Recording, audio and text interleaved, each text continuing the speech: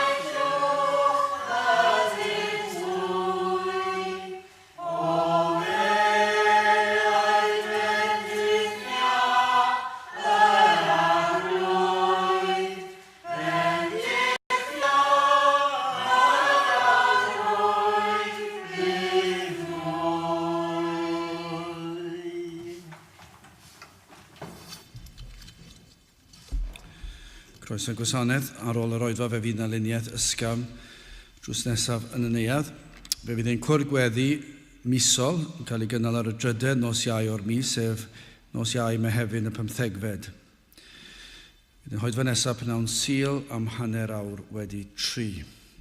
Nawr wrth i ni gymryd y casgliad, gen i ganu tra'r ein heistedd, emyn rhyw 732. 732. Diolcha fi a chalon rwydd i'r arglwydd bob amserau, ei foliant ef a'i wir fawr had sy'n wastad yn fy ngenau. 732, gen i eistedd i ganu hwn.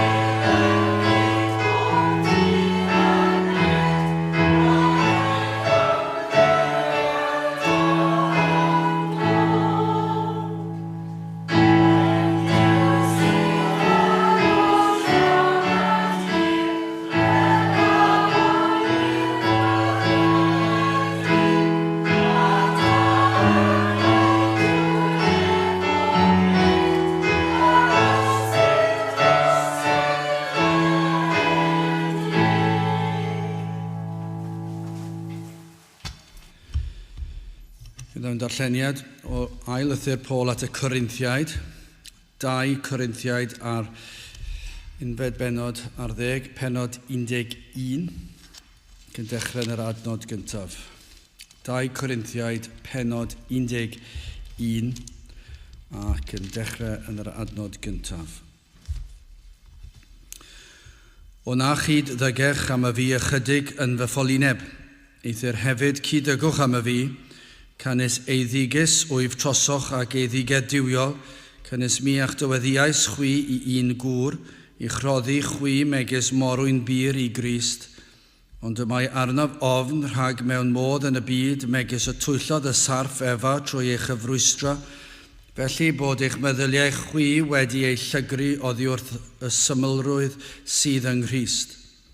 Canis yn wir os ydyw'r hwn sydd yn dyfod yn pregethu Iesu arall, yr hwn ni fregethasom ni, neu os ydych yn derbyn ysbryd arall, yr hwn is derbyniasoch, neu efengil arall, yr hon i dderbyniasoch, teg y cyddygech ag ef.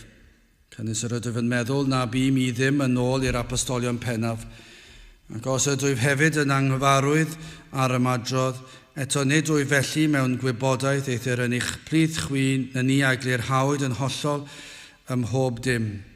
A wnaethym i fai wrth fy ngostwng fy hun, fel ydych hefyd chwi, o blegyd pregethu ohono fi chwi efengil Duw yn rhad. Eglwysi eraill a sbeiliais gan gymryd cyflog ganddynt hwy i'ch gwasanaethu chwi, a phan oeddwn yn bresennol gyda chwi ac arnaf eisiau, ni o'r mesais ar neb, canis feisiau i a gyflawnodd y brodyr a ddeithant o Facedonia, ac ym mhob dim am cedwais fy hun heb bwyso arnoch ac mi am gadwaf. Fel ym mae gwirionedd Crist ynof, nid ar geir yr ymffrost hwn yn fy erbyn yng ngwledydd a chaia. Paham, ai am nad wyf yn eich caru chwi Duw a'i gwir. Eithir yr hyn yr wyf yn ei wneithir a wnaf hefyd, fel y torwyf ymaith a chlysur oddi wrth yr rhai sydd yn ewyllysio cael a chlysur, fel yn yr hyn y maent yn ymffrostio y ceir hwynt megis ninnau hefyd. Cynnes y cyfryw gau apostolion sydd weithwyr twyllodrus wedi ymrithio yn apostolion i Grist. Ac nid rhyfedd canis y mae Satan yntau yn ymrithio yn angel goleini. Gan hynny nid mawr yw ymrithio ei weinidogion fel gweinidogion cyfiawnder, y rhai sydd bydd ei diwedd yn ôl ei gweithredoedd. Trachem meddaf na thybied neb fy mod i yn ffôl, os amgen eto derbyniwch fi fel ffôl, fel y gallwy fynnau hefyd ymffrostio chydig. Yr hyn yr wyf yn ei ddywedyd, nid ydw yn ei ddywedyd yn ôl yr arglwydd eithir megis mewn ffolineb, yn hyn o fost hyderus, gan fod llawer yn ymffrostio yn ôl y cnawd minnau ymffrostio hefyd, canis yr ydych yn goddef ffyliaid yn llawen, gan fod eich hunan yn synhwyrol, canis yr ydych yn goddef os bydd un i'ch caethiwo, os bydd un i'ch llwyr fwyta, os bydd un yn cymryd gennych, os bydd un yn ymddyrchafu, os bydd un yn eich taro chwi ar eich wyneb. Am amarch yr ydwyf yn dywedyd, megis pe biasem ni weiniaid, eithir ha beth bynnag y mae neb yn hi, mewn ffolineb yr wyf yn dywedyd, hi wyf ynnau hefyd. Ai Hebreaid ydynt hwy, felly fynnau. Ai Israeliad ydynt hwy, felly fynnau. Ai had Abram ydynt hwy, felly fynnau. Ai gweinidogion Crist ydynt hwy, yr ydwyf yn dywedyd yn ffôl, mwy o'i fi, mewn blinderau, yn helaethach, mewn gwialendodiau, dros fesur, mewn carcharau amlach, mewn marwolaethau yn fynych. Gan yr ddewon bimwaith y derbynais 20 gwialenod ond un, tair gwaith curwyd a gwiael, unwaith llabyddiwyd teir gwaith y torod llong arnof, noswaith a diwrnod y bîm yn y dyfnfor, mewn teithiau yn fynych, ymheryglon llif ddyfroedd, ymheryglon lladron, ymheryglon gan fy nghenedl fy hun, ymheryglon gan y cynhedloedd, ymheryglon yn y ddinas, ymheryglon yn yr anialwch, ymheryglon ar y môr, ymheryglon ymhlith brodyr gau. Mewn llafur a llided, mewn anhunedd yn fynych, mewn newyn a syched, mewn ymprydiau yn fynych, mewn anwyd a noethni. Heblaw'r pethau sydd yn digwydd oddi allan, yr ymosod yr hwn sydd arnaf beinydd, y gofal dros yr holl eglwysi. Pwy sydd wan, nad wyf fynnau wan, pwy a jam gwyddyr, nad wyf fynnau yn llosgi. Os rhaid yn ffrostio, mi am ffrostio am y pethau sydd yn perthyn i'm gwendid. Duw a thad ein harglwydd ni Iesu Grist, yr hwn sydd fendigedig yn oes oesoedd, a wyr nad wyf yn dywedyd celwydd.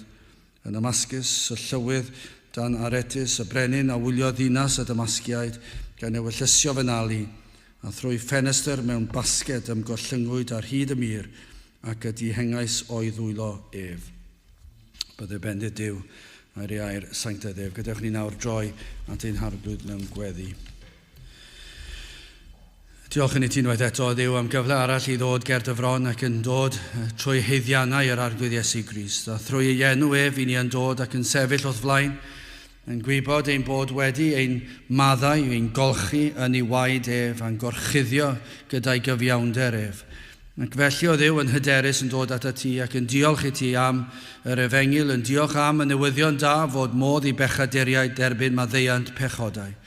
Fod modd i rai sydd wedi gwrthod yr Iesu dro ar ôl tro, fod modd iddynt dod yn blant ei Dduw ei hun.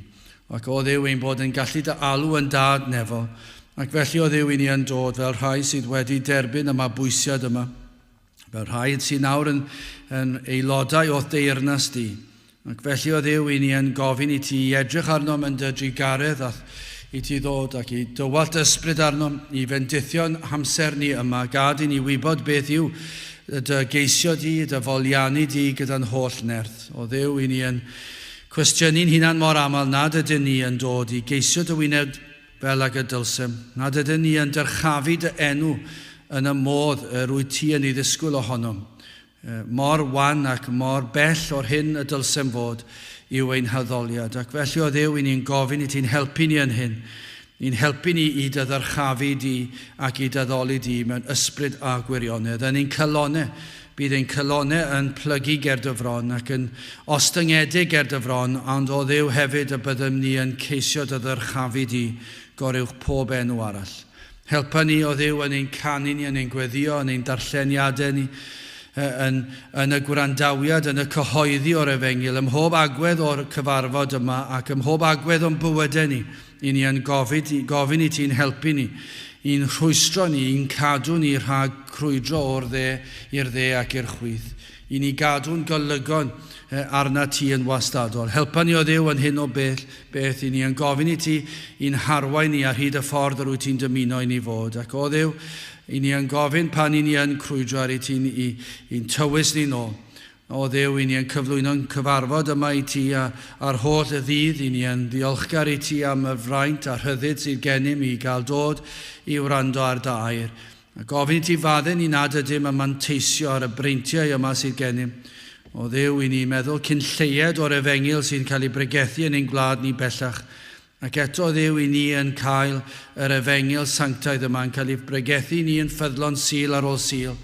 Ac o Dduw i ni yn gofyn i ti'n helpu ni fanteisio ar hyn, i ni gymryd gafel ar yr hyn i ni yn ei glywed, i ni cymryd gafel ohono ti, o Dduw i ni yn gwybod mae dy afel di arnom ni sydd bwysicach, ond o Dduw maddau ni mor aml nad yw ein gafel ni ohono ti yr hyn y dylse fod. Mor aml mae'n gafel ni ar y byd yn gryfach.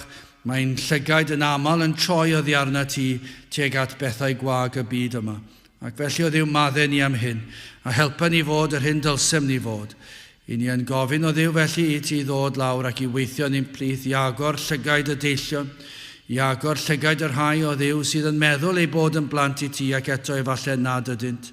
O Dduw, i agor llygaid yr rhai sydd yn blant i ti ond wedi crwydro.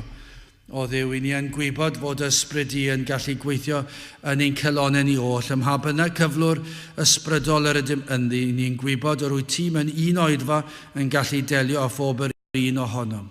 Ac felly o Dduw, i ni'n gofyn i ti'n helpu ni yma i ddod i'n plith ac i weithio mewn ffordd y bydde di'n ein tywys ni ac yn ein dwy'n ni'n agosach at a ti. Felly o Dduw, tyrd lawr i'n plith, diogelan hamser, bendithion hamser. I ni'n gofyn hyn o trwy enw ac heiddiant ein harglwydd Iesu Grist. Amen.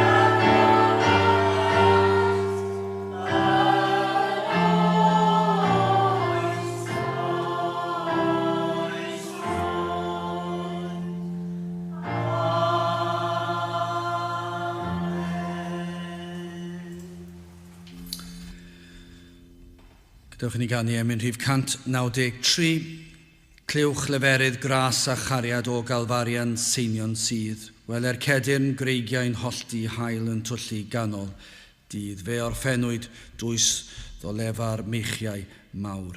193 gan i sefyll i'w chanu.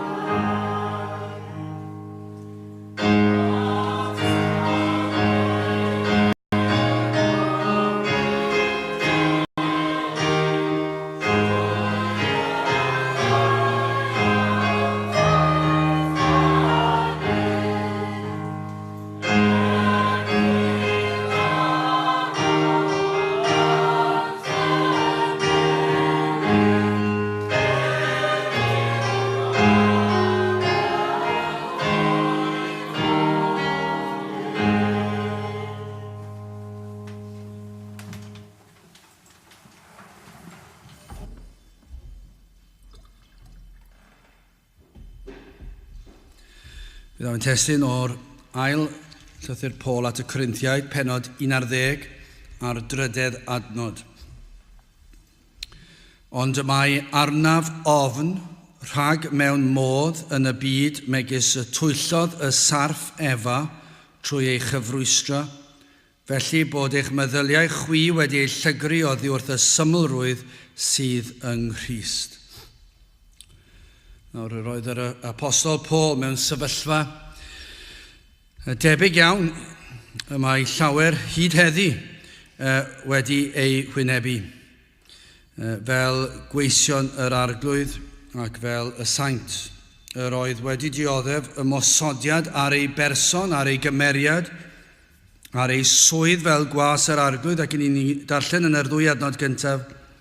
O na, chyd ddygech am y fi, ychydig yn fy ffolineb, eithir hefyd cyd ddygwch am y fi, canis eiddigys wyf trosoch ac eiddiged diwiol, canis mi a'ch dyweddiais chwi un gŵr, i'ch rhoddi chwi megis morwyn byr i Grist.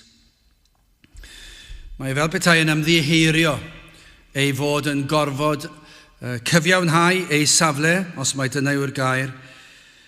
Mae'n gofyn iddyn nhw i fod yn amyneddgar gyda fe. O na chyd-dygech am y fi ychydig yn fy ffolineb. Mae'n gallu gweld mor anodd yw yn enwedig pan y mae rhywun yn ostyngedig, nid yw yn hawdd amddiffyn eich hunan. Ac yn aml, ni fyddech chi yn amddiffyn eich hunan, mi fyddech chi yn gadael y peth i fynd. Ac yn ymddiried yn sofraniaeth Duw o ran eich enw chi, beth bynnag yw'r hyn sydd yn cael ei ddweud amdanoch. Ac felly mae e'n rhywbeth anodd i weision yr arglwydd ac i'r rhai sydd yn ysbrydol ac yn ddiwiol ac yn ostyngedig, dyw e ddim yn hawdd i amddiffyn yr hunan. Ac mae Paul yn ymddiheurio, mae'n gofyn am ei hamynedd nhw, trwy fod yn delio ar ymysodiad yma sydd arno. A'r rheswm mae'n amddiffyn ei hun yw mae'n gweld yr ymysodiad am yr hyn ydoedd. Yr oedd yr ymosodiad yma'n dod o natur ac o ysbryd o ymwrthod a Iesu Grist ei hun yn ymwrthod ar Efengil, yr oedd yn gweld yr oedd yn niweidio yr Efengil. Wrth ymosod arno ef, yr oedd yn gweld mae drwg byddai yn dod i'r Efengil. Felly chi ddweud felly, petai y dim ond yn ddrwg ar ei enw da fe, byddai fe wedi gadael llonydd i'r peth. Ond gan ei fod yn niweidio tystiolaeth yr Efengil, mae e'n gweld fod yna bwrpas sefyll a dweud, ac felly mae'n gofyn am ei hymynedd nhw. Ac hyn sydd yn anodd, mor aml, dyma beth ni'n ei weld, mae unigolion efallai yn dod i'r oedfa, a sawl gwaith mae hyn wedi digwydd. Mae'n wedi gwrando ar y gair yn cael ei chyhoeddi ar y pregethu, ac mae'r unigolyn falle yn gwylltio. Ddim yn hoffi'r hyn sydd yn cael ei ddweud yn ffyrnigo. Rhywbeth mae'r pregethwr neu'r bugail wedi dweud sydd wedi cyffwrdd â nhw, ac nid ydynt yn fodlon ildio na phlygu. Ond falle gallu'r dweud fel hyn, dydyn nhw ddim yn ymwybodol o gariad y bugail tuag atynt. Dyna yn aml iawn, wrth gwrs fe all y bugail fod ar fai o dro i dro. Ond yn aml iawn, ac yn enwedig yn hyd-destun rhywun fel yr apostol Paul, ac os ydy'r gweision yr arglwydd yn ofni'r arglwydd ac yn ymwybodol bod pob un gwas yr arglwydd yn atebol ger bron Duw yn nydd Iesu Grist ei hun, fe fyddwn yn atebol. Ac felly, wrth ystyried hynny a rhoi hynny yn ei gyd-destun, yr hyn y byddai'r unigolion wrth iddynt ddweud y pethau hyll yma am weision yr arglwydd ac am yr apostol Paul, nid ydynt yn sylweddoli cariad y bugail tuag atynt. Dim ond y gorau y byddai'r gweision yr arglwydd i chi'n gobeithio yn dymuno trostynt. Wrth pregethu gair Duw, dyma be fyddech chi'n darllen fel hyn, a dyma be fyddai'r Paul, dyma be sy'n yn drwm ar galon Paul fel hyn.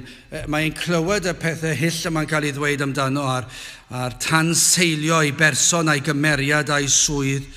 Ac felly mae'n gweld bod hwn yn niweidio ar Efengil, a petai nhw'n deall am eiliad ei gariad sydd atynt, ei faich sydd ganddo drostynt. Mae yn dymuno ei lles nhw. Pan yn cyhoeddi pethau sydd ddim yn rhwydd, mae e'n dymuno ei lles nhw. Pan mae'r gwas yr arglwydd yn cyhoeddi rhyw athrawiaeth sydd yn anodd, neu rhyw ddisgwyliadau sydd yn anodd, yr hyn mae e'n ei ddweud yw, mae e'n dymuno ei lles nhw. Yn aml ni'n clywed pan ni'n rhoi hwb i bobl, dewch i'r cwrdd gweddi, dewch i'r cwrddau pobl ifanc, dewch i'r cyfarfodydd pregethu arbennig sydd gyda, dewch i'r cynhadledd. Yn aml, ond nid ydyn ni wedi clywed pobl yn dweud, i chi'n rhoi pwysau arno ni, i chi'n rhoi pwysau. Ond beth yw e? Beth yw e rhoi pwysau mwyn beth? Yr rheswm i fydde unrhyw gwas yr arglwydd yn dweud hyn yw, eich lles chi, nid ein lles ni, eich lles chi. Lles yr eglwys, lles y dystiolaeth. Dyna pam mae pwysau'n cael ei roi, dyna pam ni'n dweud mae'n dda i ddod i'r pethau yma, mwyn i'r Efengil i lwyddo, mwyn i chi lwyddo, mwyn i chi ddysgu mwy. Ac felly pan mae gweision yr arglwydd, ond i chi'n clywed tro ar ôl tro yn dweud, oedd gormod o bwysau'n cael ei roi arno ni, oedd y disgwyliadau'n ormodol, ac felly dwi wedi cael llon bol, a chi'n gwybod beth arall mae wedi dweud? Mae wedi dweud hyn, mae wedi dweud y llall, o'n i ddim yn licio hynny, o'n i ddim yn licio ffordd o'n yn gwneud hyn, o'n i'n licio'r ffordd yn gwneud y llall, a beth sydd yn digwydd? Mae'r ysbryd yma yn cynyddu. Oeddi yn rhywbeth newydd? Wel, wrth gwrs dyw e ddim. Wrth gwrs dyw e ddim. Yr oedd yr apostol Paul yn gorfod cyfiawnhau bron iawn, yn gorfod amddiffyn ei hun. Pam? Achos dyna natur bechadurus dyn. A dydyn nhw ddim yn sylweddoli pan mae Duw yn galw ei fugeiliaid i gyhoeddi gair Duw. Dydyn nhw ddim yn meddwl, dyma gyfle i ni fynd i'r pwlpit i frifo teimladau pobl. Dyma gyfle i ni fynd i'r pwlpit i ddweud pethau hyll. Nac dyma'r cyfle i gyhoeddi gair Duw. Ac felly dyma beth mae Paul yn dweud. Dwi yma i gyhoeddi gair Duw. Mae gen i faich drosto chi. Dwi eisiau'ch gorau i chi. Dwi eisiau'ch lles chi. Dwi ddim eisiau dim byd arall, dwi eisiau i Dduw i cael ei ogoneddu, a dwi eisiau i chi fwynhau bendithion yr Efengil. Mae rhywbeth fel, mae math yma o beth, pan mae gennych chi blant, ac yma nhw'n mynd trwy gyfnod o fod yn styfnig, ac yn mynnu ei ffordd, Ac efallai plant bach iawn i ar y cychwyn ac yn wrth nhw dyfu'n hun ac maen nhw'n mynnu'r ffordd, ond mae'r rhieni efallai yn gwrthod ildio ac yn dweud rhywbeth efallai sydd yn brifo. Efallai sydd yn rhoi rhyw stŵr iddyn nhw, yn rhoi nhw yn eu lle, efallai. Ond mae'r rhiant yn gweld y darlun llawnach. Ac be mae'r rhiant yn gweld? Mae'n gweld mae hyn i chi'n ei wneud plentyn bach yn mynd i fod yn niweidiol. Ac felly mae'r rhiant, ei gyfrifoldeb fel rhiant, yw yn gyntaf i gyrryddu efallai. Ac yna i ddangos cariad ac yna cyrryddu. Ac cyrryddu yw cariad yn y pendraw, ond yw'r plentyn yn mynd i ddeall. A mae'r plentyn yn mynd yn flin. Be mae'r plentyn yn wneud? Lle mynd i'r stafell arall, cair drws yn gleb.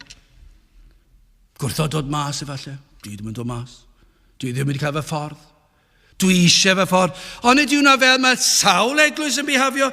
Rhywun wedi cael ei argyhoeddi gan rhywbeth y mae gwas yr arglwydd yn ei ddweud. Ac yna mae'n dweud, dwi ddim yn cael fy ffordd, dwi ddim yn cael fy sylw, dwi ddim yn cael yr hyn sydd yn heiddiannol i mi. Ond mae gwas yr arglwydd fel yr Apostol Paul yn dymuno'u lles nhw. Ond yn aml iawn, mae pobl yn gadael cyn bod nhw'n sylweddoli hynny. Dyna'r genhedlaeth i ni'n byw ynddi. Ond i ddweud y gwir, dyna beth o Paul yn ei wynebu. O Paul yn gwynebu hyn. Ond mae arnaf ofn, rhag mewn modd yn y byd megis y llwythlod y sarf efa trwy ei chyfrwysio, felly bod eich meddyliau chwi wedi ei llygru oddi wrth y Symlrwydd sydd yng Crist. Mae ganddo fe faich dros ei bobl. Wel, dwi eisiau yn gyntaf edrych beth oedd dymuniad Paul. Yna, dwi eisiau chi edrych ar y ffaith mae un gŵr sydd gennym ac yna'r efengil syml yma. Wel, yn gyntaf, dymuniad Paul, adnod 2, canes ei ddigus wyf trosoch ag ei ddigedd diwiol. Ydych chi erioed wedi meddwl am gweinidogion, am fugeiliaid, am bregethwyr, am yr Apostol Paul fel rhai sydd yn ei ddigeddus? Wel, yn sicr y maen nhw. Mae pob un sydd wedi alw gan Dduw, dydw i ddim yn dweud bob pregethwr, dydw i ddim yn dweud pob un sydd yn honni bod nhw wedi cael ei alw gan Dduw, ond mae fe ddyle pob un sydd wedi cael ei alw gan Dduw i bregethu gair Dduw fod yn bobl sydd yn genfigenus, yn ei ddigeddus. Drwy'r amser. Mae e'n genfigenus, mae'n dweud. Ond nid yr genfigen ddynol yma, un ni'n gweld sydd yn rhemp yn y byd. Nid yr cenfigen pechadurus. Mae pob un o'n ni wedi profi ei ddigedd, cenfigen. Byddwn ni'n rhyfeddu petai chi yn cydnabod bod chi ddim erioed wedi bod yn genfigenus o rywun neu o rywbeth. Efallai cenfigen am bethau materol, bod gan rywun rhyw wrthrych i chi ni ddymuno. Efallai bod gan rywun rhyw gar newydd. Efallai bod rhywun wedi mynd ar ryw wyliau crand, ac fyswn ni wedi licio mynd fyna, neu fyswn ni wedi licio cael y car yna, neu hoffen i cael y car yna, neu beth bynnag yw enw, rhyw ddilledyn yma nhw'n gwisgo, dwi'n hoffi hwnna, mae'n costio gormod, ac i chi'n teimlo rhyw eiddigedd oddi mewn, ac efallai bod yma'n para'n hir iawn, ond mae yno i chi'n genfigenus ohonyn nhw. Chi'n meddwl mae ganddyn nhw rhyw fywyd bach gyffyrddus, falle cenfigen am statws, i chi'n gweld pobl, mae hwn efallai'n digwydd yn aml, falle i'r rhai ohonoch chi ddim wedi cael y problem yma, ond i'r mwyafrif ohono ni yn tyfu fyny trwy'r ysgol, i ni siwr y fod, falle baint yw'r canran o blant sydd yn yr ysgol, sydd yn digwydd bod yn edrych yn ddeniadol, ac yn dda, yn gorfforol, yn y meysydd chwaraeon, bod digwydd bod llais neis gyda nhw, ac hefyd does dim angen nhw weithio'n galed iawn i lwyddo yn yr aroliadau. Allai ddweud hyn oeddech chi, o'n i'n genfigenus o'r heini. O'n i'n mynd i'r ysgol yn y dydd, yr uchelfan, y prif rhan y dydd i fi, oedd amser cino, achos o'n i'n dwlu ar y cino. Hwna oedd yn cadw fi trwy'r ysgol. Achos o'n i'n gweld, o'n i'n mynd llwyddo rhyw lawer yn unrhyw faes arall. Ond o'n i'n gweld y lleill, oedd nhw mor llwyddiannus. Doedd dim rhaid nhw weithio am ddim byd. Oedd pawb eisiau bod yn ffrindiau iddyn nhw. Oedd pawb yn dwlu ar heina, a dyna lle o'n i yn fawr o neb. O'n i ddim yn lot o unrhyw un. Ond oedd rhain, oedd popeth yn nhw. O'n nhw'n cael ei as yr enog yn popeth. Oedd dim rhaid nhw treulio oriau yn gweithio. Oedd chydig oriau falle. Oedd rhaid fi treulio oriau, dim ond jyst neud digon. Oedd dim rhaid i'r reina weithio i gyrraedd y tîm. O'n nhw'n gallu cerdded mewn, achos oedd ddim yn broblem. Ac cenfigen yn dod. Ydych chi roed i teimlo hynny? Os ych chi ddim, diolchwch bod chi ddim wedi bod yn y sefyllfa pobl eraill. Dwi ddim yn neis. Ond mae rhyw genfigen yn tybio ni y rai yma sydd yn llwyd ar bopeth, fi'n siŵr bod nhw'n genfigenus o bobl eraill sydd yn well na nhw hefyd. Achos does dim un o'n ni yn gallu effoi o'r pechod o fod yn genfigenus. Statws, poblogrwydd pobl eraill, chi'n gweld nhw, mae pawb yn dwlu arnyn nhw. A chi'n meddwl, be dwi'n neud yn anghywir, bod nhw ddim yn dwlu arno fi, a chi'n mynd yn genfigenus, falle'n genfigenus o swyddi pobl. Ni'n gweld efo yn yr eglwys, mae cenfigen o fewn yr eglwys. Siwr o fod yma beth sydd wrth raidd mwyafrif o broblemau'r eglwys. Cenfigen. Am gael eich gweld. Pan nad ydyn ni'n cael ein gweld, neu cael ein cydnabod, am beth bynnag yw o'r lleia i'r mwyaf, tybiwn ni fod y cenfigen yn troi i chwerwedd ac chwerwedd yn troi i gwrthgiliad.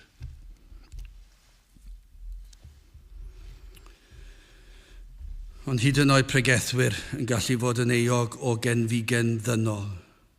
Yn gweld pregethwyr eraill, maen nhw'n llwyddo. Mae ganddyn nhw gynulleidfa. Mae ganddyn nhw gynulleidfa sy'n tyfu. Mae capeli nhw'n orlaw. Glywon ni bore yma am ambell i gapel yn yr America sydd yn orlaw, miloedd ar filoedd. Ac yna i chi'n gweld, i chi'n gweithio, pregethu, paratoi ac yn pregethu, a neb yn gwrando. Ac mae'r genfigen yn dod i mewn, a beth yw'r temptasiwn? Os eisiau newid rhywbeth, os eisiau newid yr hyd y bregeth, os eisiau newid cynnwys y bregeth, a dyna beth sydd yn digwydd, os eisiau newid yr arddoliad, a'r canu, a'r bregeth, pob beth, ac i chi'n cael eich temtio, dwi eisiau bod fel nhw, ac i ni'n gallu liwio fe mor aml yn dydyn ni. Ni mor arbenigol ar liwio cenfigen. Alla pregethwr ddweud ond dwi dim ond yn neud gogoniant i Duw. Dwi ddim ond i newid y bregeth tipyn bach. Dwi wedi newid cynnwys y bregeth tipyn bach, achos clod i Dduw, dwi eisiau pobl i ddod i wrando. Ac mae pobl yn gallu neud ym mhob maes. Mae pob maes o fywyd ni fel unigolion. Mor aml mae'r genfigen yn ein calonau ni, i ni'n gallu newid ei liwio fe i swndio'n bert. Ac i fod yn dderbyniol, nid cenfigen sydd gen i, dydw i ddim yn genfigenus, nid yn yw. Lles y capel dwi'n poeni amdano. Lles pobl eraill dwi'n poeni amdano. Ac felly, i ni'n gallu twyllo'n hunan, nad ydyn ni'n genfigenus. Ond nid cenfigen felly sydd gan Paul, na gan unrhyw was yr arglwydd sydd wedi cael ei alw gan Dduw ac sydd yn ffyddlon. Roedd ei ddigedd Paul yn ei ddigedd diwiol. Roedd ganddo ymlyniad agos at ei bobl. Roedd yn caru y bobl oedd yn y gynulleidfa. Yr rhai oedd yn pregethu atynt.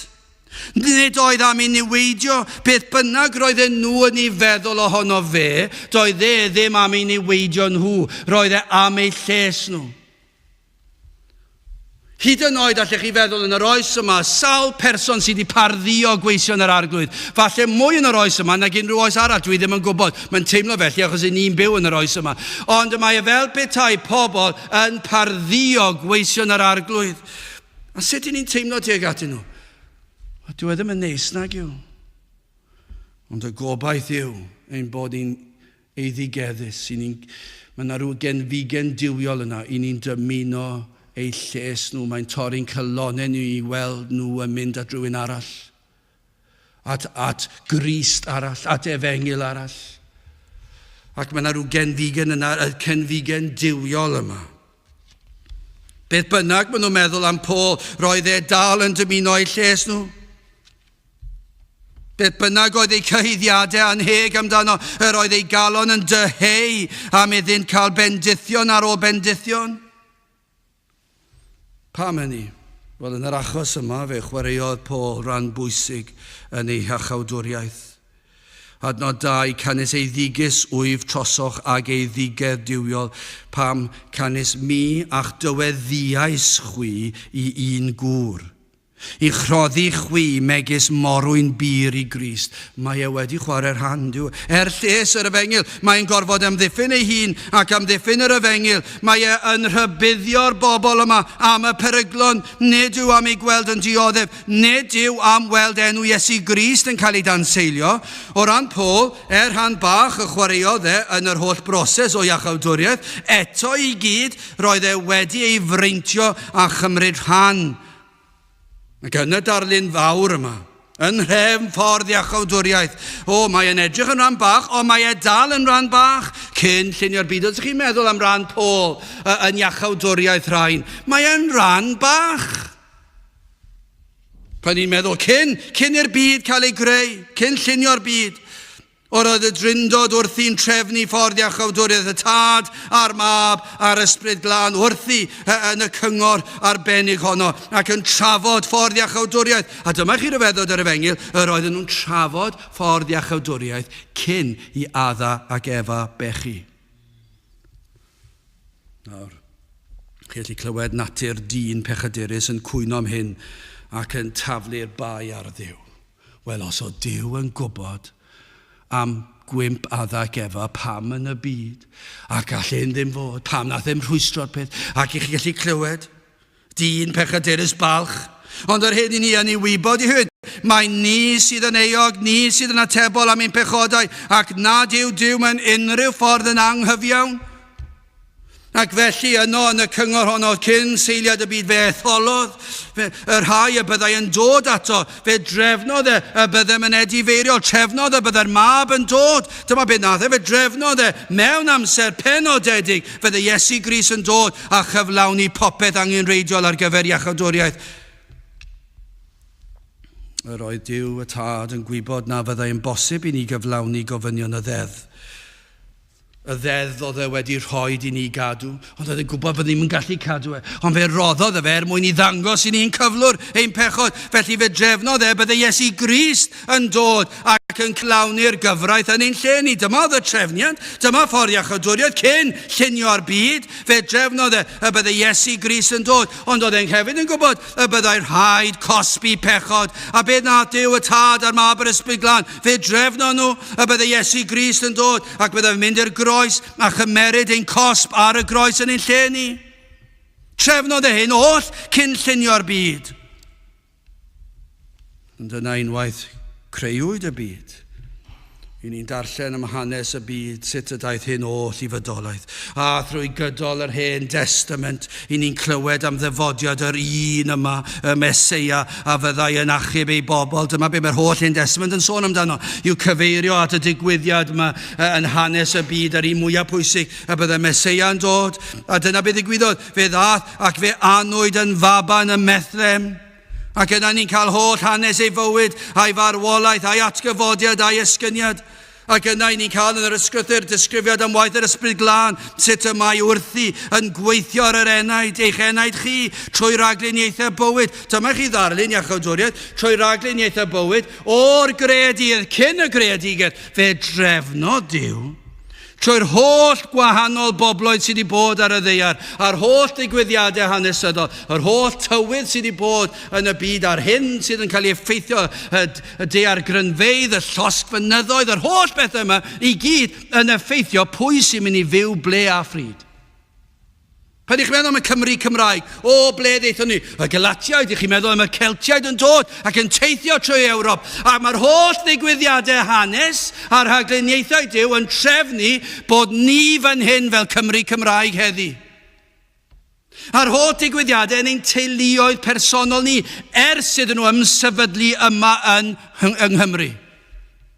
A'r holl bethau sydd yn creu ein personoliaethau ni. Beth yw hyn? Rhagluniaethau yr ysbryd glân, ac yna'r ysbryd glân yn dod trwy rhagluniaethau bywyd ac yn dod i'r dydd yma heddi ac yr argyhoeddi o bechod yma i'w wneud. Be mae'r ysbryd glân yn wneud? Mae'n dod ac mae'n agor y llygaid.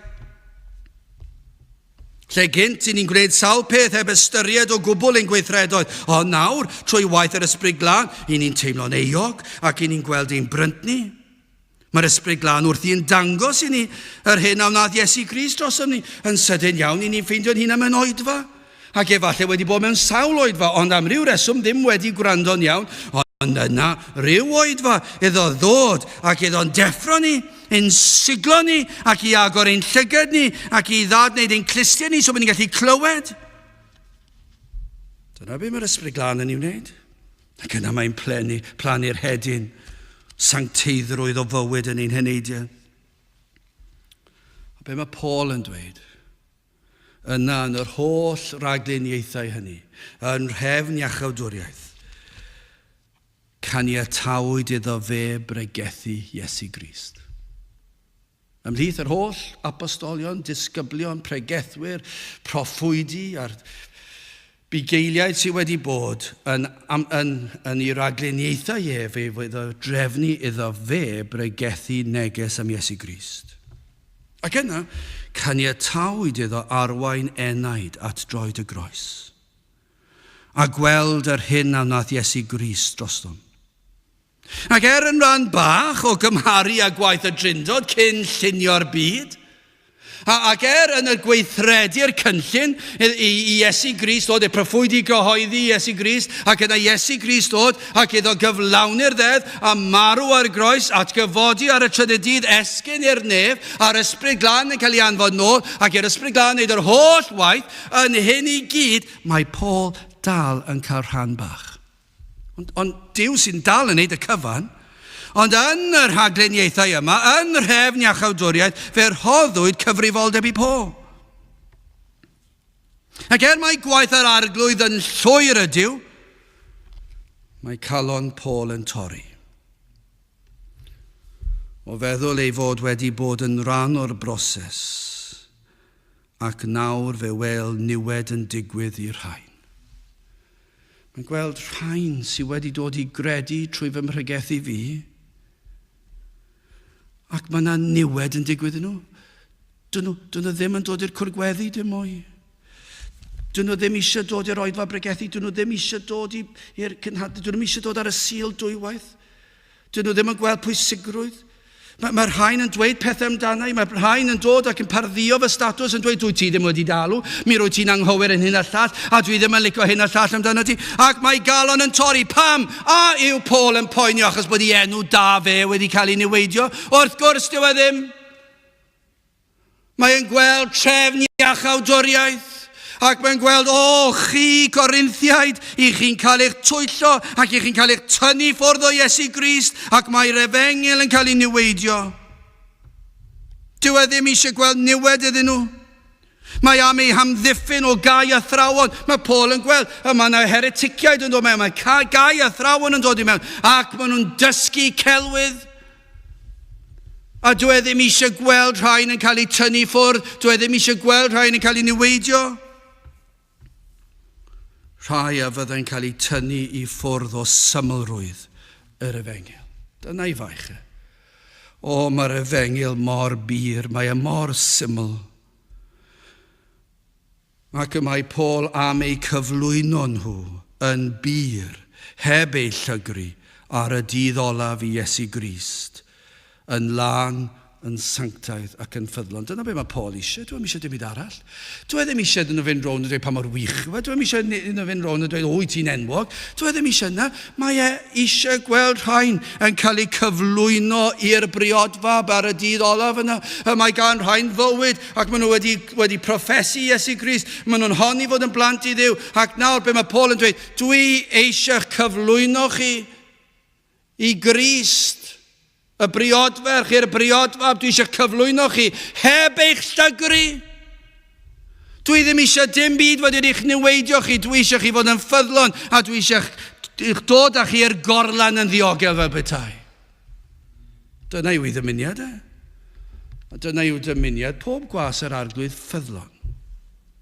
Efallai bod yna rhai yn dweud pethau eraill amdanynt.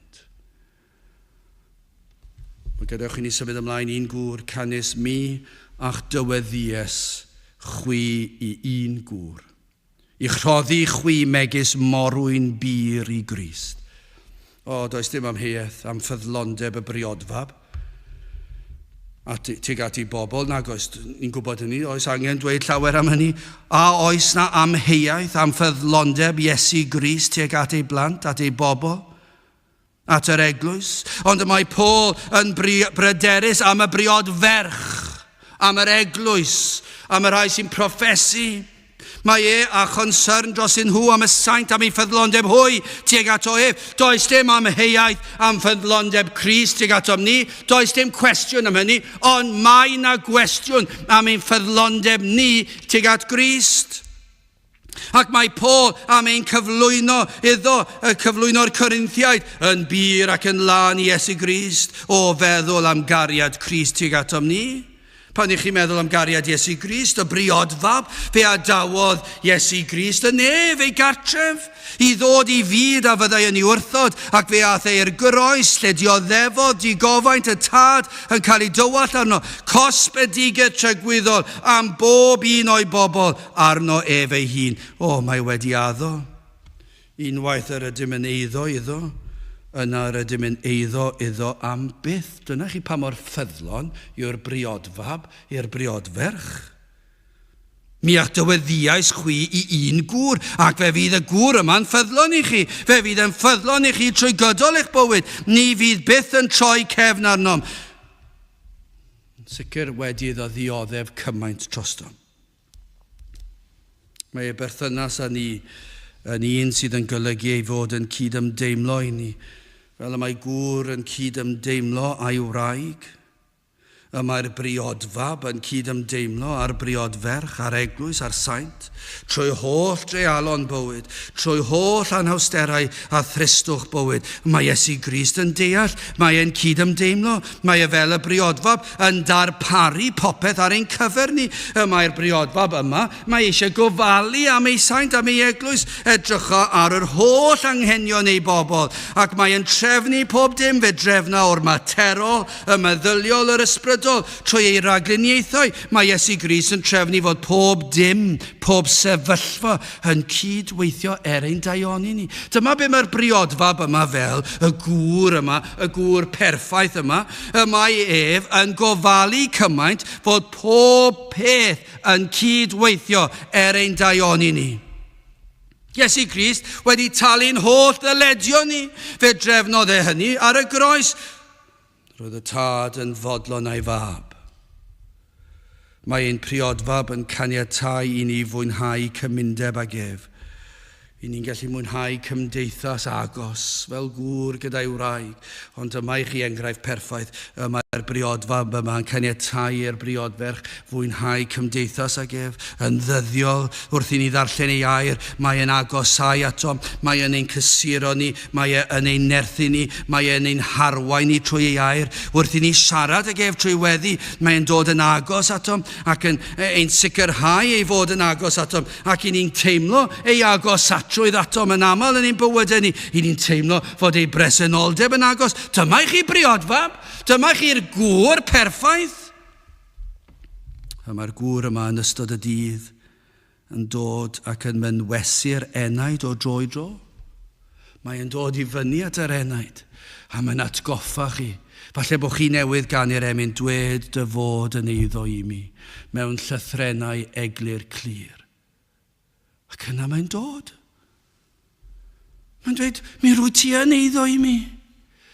Ti di dod i'r groes, a mae Iesu Grist i cymryd y gosb yn dyledu. Fe gymeres i dy bechod, a fe ohoelies i fe'r groes. Fe dywalltais yn gwaed Iesu Grist droso ti. Ti di cael dolchi'n lan, ac yna mae'r baich yn mynd, ac yma'r hyddhad yn dod. Mae'r gŵr yma, mae'r briodfab yma, yn mynwesu'r enaid, yn ein hatgoffa ni, ein bod yn eiddo iddo.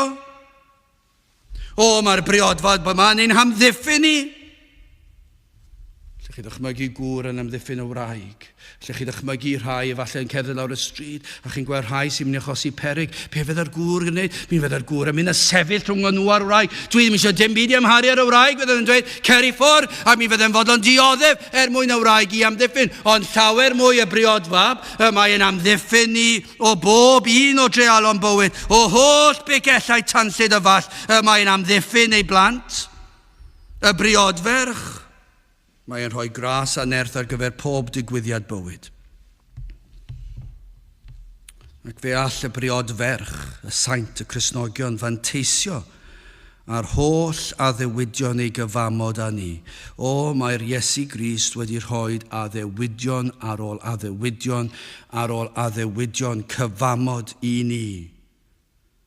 Ac y mae'r briodferch mae ganddi'r hawl i cymryd gafael ar bob un o'r addewidion yma. Ac yng ngoleuni hyn oll, beth mae Paul yn dweud, sut fedrwch chi droi at un arall? I ni'n byw mewn oes ond ydyn ni. Sawl person I chi nabod y mae'r gŵr wedi bod yn anffyddlon i'r wraig, neu'r wraig wedi bod yn anffyddlon i'r gŵr. Mae'n rhemp. Y gŵr wedi bod yn celwydd, dwi ddim gatra heno tan tua 7. Ond dwi'n wedi bod yn y gwaith, mae wedi bod yn anffyddlon. Mae wedi bod yn dweud celwydd ar ôl celwydd ar ôl celwydd yn anffyddlon. Mae hwn yn rhemp. Mae'n digwydd reit lan at arweinyddion o wlad yn anffyddlon i'w gwragedd neu i'w gwir. Ac mae'n dor celonus I weld. Teuluoedd yn cael ei rhwygo, ni'n gweld mae'n afiach pan mae celwydd yn cael ei ddweud, a falle un wedi ymddiried heb hyd yn oed ystyried fod unrhyw broblem yn y byd, ac mae hwnnw wedi bod yn anffyddlon. Mae'n afiach o beth. Ond ni'n byw mewn byd lle mae'r temptasiynau yma ac mae'r anffyddlondeb yma ym mhob agwedd o fywyd. Ond ni fydd y briod fab byth yn anffyddlon I ni. Ond yr hyn y mae Paul yn pryderu amdano yw fydd y briod ferch yn anffyddlon i'r briod fab. I fab Duw, Iesu Grist ei hun, ar ôl iddo fe roi cymaint I ni, popeth I ni. Mae di maddau bob un pechod.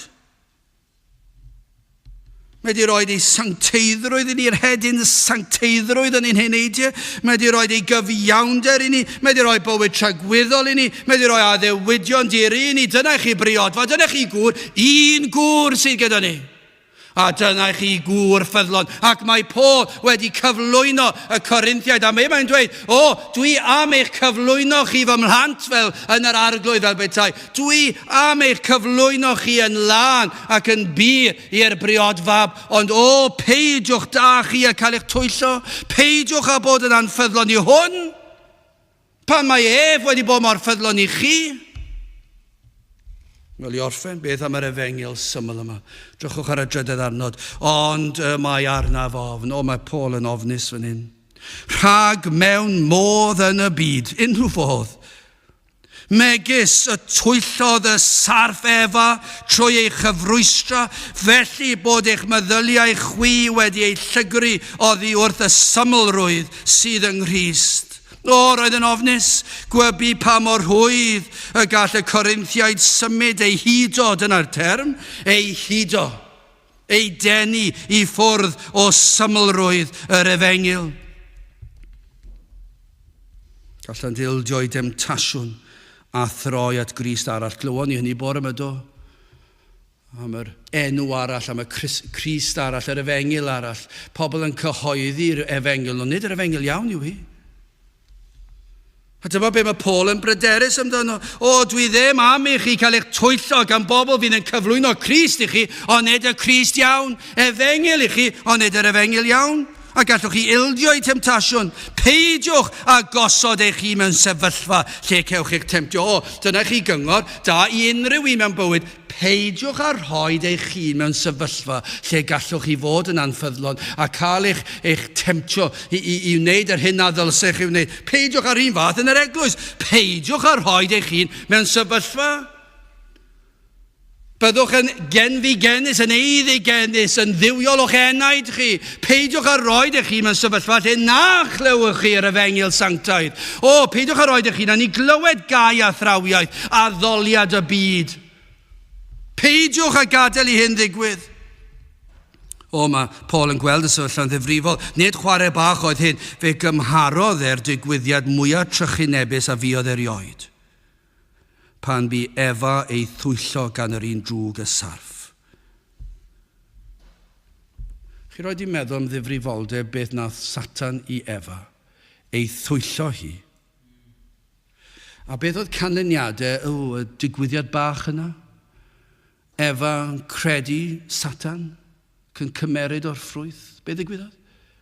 Fe ddath holl bechodau'r byd. Dath pechod mewn i'r byd. Holl drychinebau, holl tristwch, holl erchylltra, holl gasineb, holl anffyddlondeb, holl anfoesoldeb, yr holl bechod â'r byd oherwydd i Adda ac Efa wrando ar dwyll Satan ei hun. A gwybu'r sarf yn union be ddylai ddweud wrth Efa i'w thwyllo hi. Roedd e'n gwybod beth oedd yn mynd i ddweud, ac felly mae e'n gwybod sut i hudo'r saint heddi. Peidiwch chi a meddwl bod chi'n saff. Mae Satan, os iddo fe ddod â pechod a twyllo Adda ac Efa, mae'n gwybod sut i dwyllo chi sydd ddim yn Gristnogion, chi sydd yn Gristnogion. Fe allai twyllo'r ddoi math o berson i fynd at y byd. Ei fwriad Satan ei hun yw i ddenu i ffwrdd o Iesu Grist. Ac fe ofnodd Paul na fyddai yn gallu cyflwyno'r saint yma'n bir heb ei llygru ger bron Iesu Grist ar y dydd olaf. Yr oedd yn gwybod sut gall Satan ddefnyddio athronwyr paganaidd yr oes yr oedd yn byw ynddi. Yr oedd athronwyr paganaidd yn dod â'i dylanwad i fewn i'r eglwys. Bydolrwydd yn broblem anferth yn yr eglwys yn y dyddiau hynny, yn union fel ag y mae e heddi. Traddodiadau i ddewig yn dod i mewn i'r eglwys. Odi hwn yn canu cloch? Mae'r union yr un peth a beth ni'n ei weld heddi. Cyn oll a mwy i dynnu golygon pobl o Grist o'r efengil syml. Dyma be mae Satan i bod wrthi drwy amser. Mae'r efengil yn syml ac yn bir, ond be mae Satan yn neud? Mae e'n twyllo ac yn hudo i ffwrdd o symlrwydd yr efengil, sef cadw'n golygon ar Grist. Yr hyn a welwn heddiw, bron iawn, efengil. Mae'r efengil Beiblaidd wedi diflannu'n llwyr o'n gwlad ni. Yr efengil bir, bron iawn wedi mynd o'n gwlad ni. Yr efengil syml sanctaidd yma wedi lygru, ond yw e? Lle mae yna efengil yn cael ei ffrigethu i ryw raddau, mae e wedi ei lygru. Ac os na ddaw trwy demtio ar byd a'i bethau, os nad yw e'n llwyddo felly, os nad yw e'n llwyddo, a dyma, dwi ddim wedi gorfod mynd am rhy bell, achos be mae wedi wneud, mae wedi temtio'r eglwys gyda'i byd a'i bethau. Be mae nhw wedi wneud? Beth am dod a canu'r byd mewn i'r capel? A'r bandiau, a'r sŵn, a'r curiad yna, a'r dawnsio, a'r symudiadau yma, a'r goleadau yma. Mae wedi dod â'r byd i fewn. Mae wedi dweud, sdim ots sut ych chi'n gwisgo, sdim ots sut ych chi'n edrych, sdim ots beth chi'n yfed. Dewch mewn, mwynhewch, sdim ots am safonau moesol, sdim ots os chi'n ein allan. Dewch i mewn, dwi'n meddwl bod chi'n gwrando ar ryw fath o efengil. Ac beth sydd wedi digwydd? Mae wedi twyllo, mae wedi dod mewn ar byd. Ond yna fe ddaw yn fwy cyfrwys, fe ddaw i'r eglwys drwy'r drws cefn, a ffeithio'r efengil syml yma. Pa mae'r eglwys yn pregethu am bechod a difrifoldeb pechod, beth sydd wedi digwydd? Fe ddaw gau a thrawon trwy drws cefn a sôn am bechod. Ond yna i ddarlunio fel rhywbeth nad yw mor ddifrifol a hynny wedi'r cyfan. Dyw e ddim mor ddrwg a hynny. Sdim ots bod nhw'n defnyddio'r byd. Sdim ots bod nhw'n byw fel hyn. Ac felly ni yn sôn am bechod, ond sdim eisiau bod fel nhw. Maen nhw dros ben llestri, dyn nhw ddim wedi ddeall e. Maen nhw wedi mynd mor llym, ond i ni'n sôn am bechod fel lladd.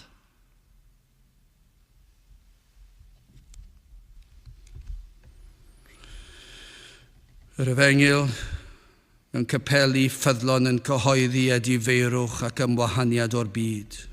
Ond yna mae'r un drwg yn dod ac yn twyllo ac yn hudo. Hyd yn oed mewn capelu efengylaidd hyd yn oed, fe bregethir am ymwahaniad rhannol. Dyma beth ni'n clywed. Chi'n cael eich, mae'n anodd i gallu ddyrnod ambell waith. Chi'n gwrando ar bobl ac maen nhw'n dweud yr union rhan geiriau ni'n gweld fan hyn. Mae angen ymwahanu o'r byd. Ond pan chi'n gwrando go iawn, ymwahaniad rhannol yw e. Un cyfleus yw e. Yr hyn maen nhw'n ei ganiatau yw bydolrwydd, ond rhyw fath o ymwahaniad. Maen nhw'n dweud, yn y pethau eithafol, mae eisiau chi ymwahanu o'r byd. Ond ei fod yn dderbyniol byw fel y byd i bwynt, na, ni'n eisiau bod mor llym a hynny, ni'n eisiau bod yn od. Felly, sy'n eisiau bod yn llym am beth i ni'n neud, neu'n yfed, neu'n mynychu, neu'n gwrando arno, neu'n gwylio. Ac yna ma'n dweud, nid oes dim ots a sut i ni'n parchu ei ddi, does dim ots am hynny.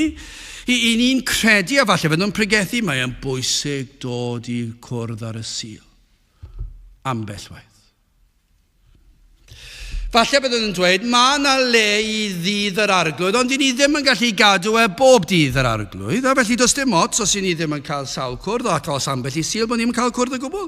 Ac fe allwn ni fynd heb cwrdd ar y sul, does dim ots am yna, achos i chi wedi gwneud 40 sul yn ystod y flwyddyn. Os chi wedi bod 40 gwaith, mae hwnna'n reit dda. A mi fydd Satan yn dweud i'r gai athrawon yma, dysgwch hynny, achos i chi ddim eisiau bod yn rhy llym, chi eisiau rhoi disgwyliadau rhy uchel, ac felly beth sy'n digwydd, mae yna ryw efengil yn cael ei ffrigethu, ond yw yr efengil syml pur.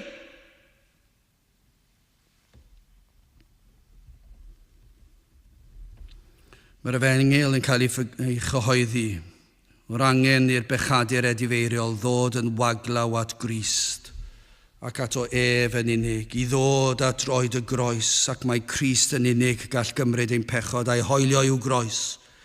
Ond yna beth i ni'n clywed. Fe glywon ni bore yma, pregethwyr yn pregethu ac yn pwysleisio cyfrifoldeb dyn, i ddewis, i wneud proffes, i ysgrifennu ar y darn o bapur, i weddio'r weddi, ac yna i chi'n iawn, ac yn bellai bod chi'n dod ambell waith. Dyna beth sy'n digwydd. Ond mae'n debyg iawn i'r efengil sydd fan hyn. Mae'n beth sydd mor anodd, pam i chi'n ei gymryd y ffys.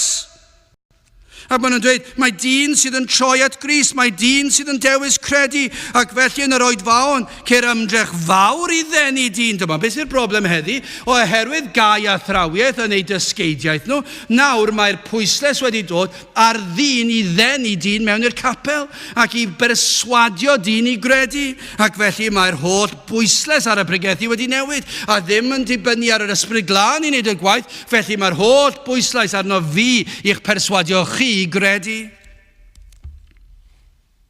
Ond nid dyna'r efengil syml. Mae Satan wrthi yn hudo pobl i addoli fel y paganiaid. Dyna be mae di'n neud. Mae wedi llwyddo'n llwyr yn ein gwlad ni, ond yw e? Be sydd wedi digwydd? Mae'r capeli heddi wedi mabwysiadu caneuon y byd ac wedi dod ac ambell i air uniongred i mewn i falle yn y caneuon, ond mae'r tonau yn llawn o tonau'r byd. Mae'r dulliau'r cyhoeddi wedi mynd fel mae'r byd yn cyhoeddi. Beth yw hyn? Wel, adnod 3. Ond mae arnaf ofn, rhag mewn modd yn y byd, megis y twyllodd y sarf efa trwy ei chyfrwystra.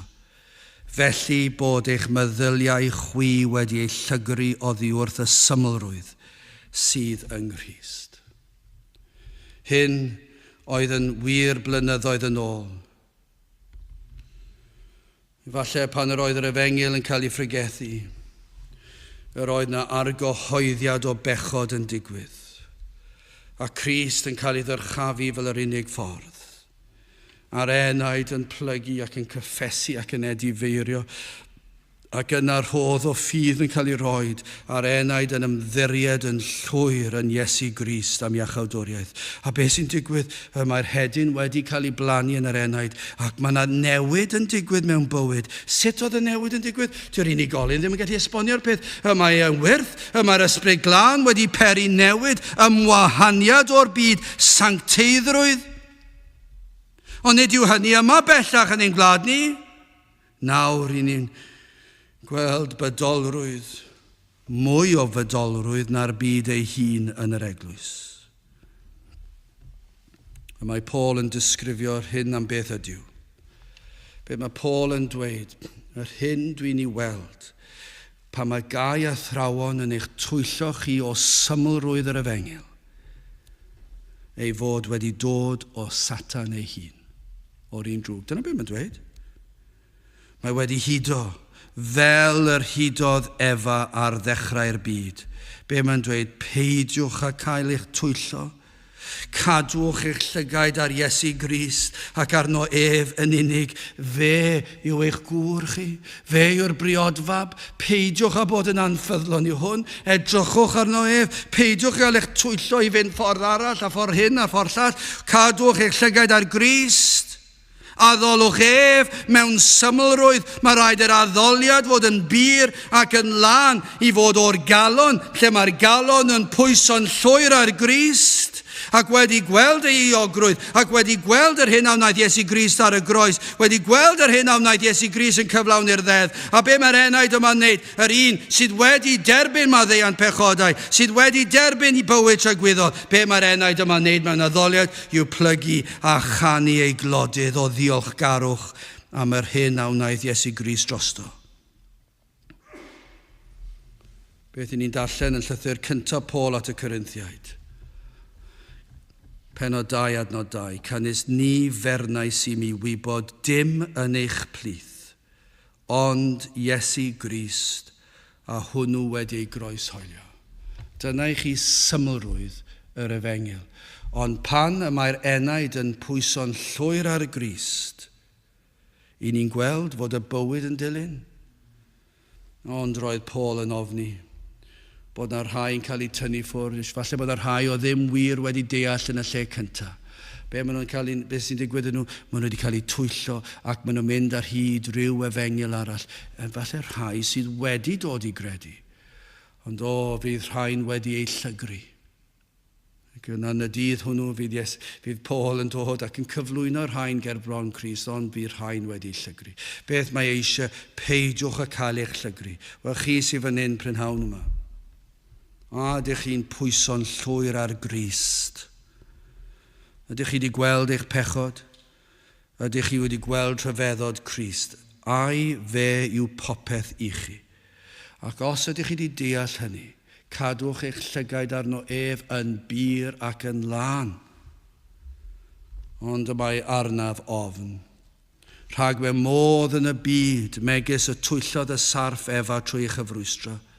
Felly bod eich meddyliau chwi wedi ei llygru oddi wrth y symlrwydd sydd yng Crist. Gadewch i ni weddio.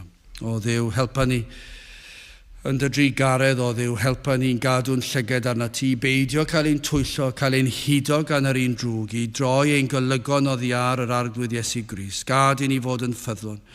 I ni'n gwybod y bydd yr Iesu yn ffyddlon i ni'n holl ddyddiau ein bywyd. Ond o Dduw, gad i ni fod yn ffyddlon hefyd, tan y dydd hwnnw pan bydd ein ffydd yn troi yn olwg. Te'r gweithio ein plith, i ni'n gofyn hyn o trwy enw ac heiddiant ein harglwydd Iesu Grist. Amen. Gydwch ni orffen ein gwasanaeth trwy ganu'r emyn i 594, 594, dros bechadur biost farw, dros bechadur ar y pren. 594, gyda ni sefyll i'w chanu.